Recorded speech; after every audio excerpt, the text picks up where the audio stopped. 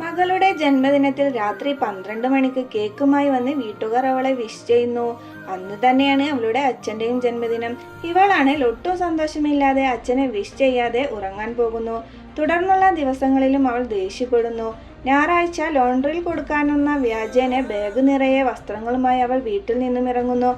Laundry കട അന്ന് അവധിയാണെന്നറിഞ്ഞ അമ്മയും സഹോദരനും ആരുടെയെങ്കിലും കൂടെ ഒളിച്ചോടിയതാണെന്ന് സംശയിച്ച് പോലീസിൽ പരാതിപ്പെടുന്നു.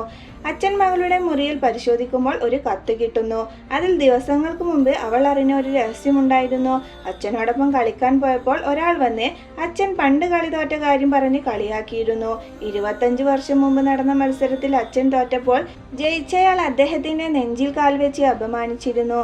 അച്ഛന് നേരെയുണ്ടായ ആ അപമാനത്തിനെ കളിച്ച് ജയിച്ച് പ്രതികാരം ചെയ്യാനാണ് മകൾ രഹസ്യമായി പ്രാക്ടീസിന് പോയത്. ഒടുവിൽ ആ ടൂർണമെന്റിൽ ചാമ്പ്യനായി ട്രോഫിയുമായി വന്ന് അവൾ അച്ഛന് ജന്മദിന സമ്മാനമായി നൽകി. പണ്ട് അച്ഛനെ അപമാനിച്ചതിന്റെ കാൽക്കൽ ട്രോഫി വെച്ച് അവൾ അച്ഛന്റെ അഭിമാനം തിരിച്ചു പിടിക്കുന്നു.